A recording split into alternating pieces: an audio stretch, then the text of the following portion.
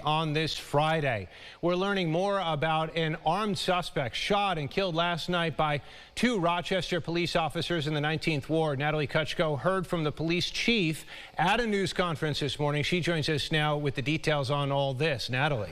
Well, Adam, the chief says the suspect was known to the department and RPD does have an idea as to why he was located in the neighborhood, but at this time could not explain more on that. The chief did outline the exchange and gunfire and why police proceeded to fire. Rochester police were called to Ernestine Street over the course of 2 hours Thursday night, starting around 5:30 for the reports of a suspicious man who walked onto the deck of a home and was wandering door to door. Police say the suspect in his 30s eventually attempted breaking into a vehicle. Around 7:30, two officers found the man and attempted to stop him. Chief David Smith says the man knocked the officer to the ground, and after a few seconds, the suspect turned around, facing the two officers, and pulled out a 9mm handgun which was loaded with 13 rounds. Both officers gave multiple commands for him to drop the handgun, but unfortunately he did not.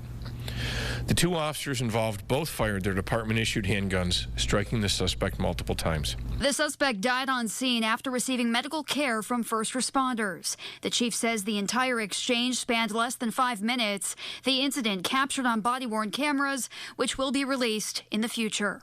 You know, they had enough to talk to this individual to conduct what we call a Terry pat down. Hey, do you have any weapons on you that are going to hurt me? You know, they were at that level, and then that's when the hands-on with the suspect began. One officer was knocked to the ground, so they disengaged.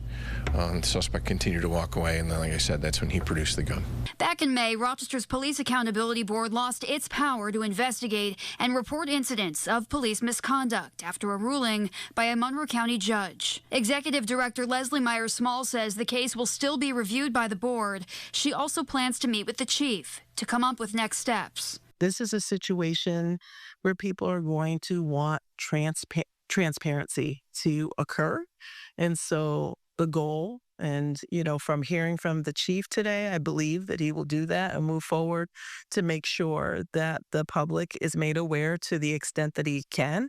There needs to be an investigation, which he said is going to be launched.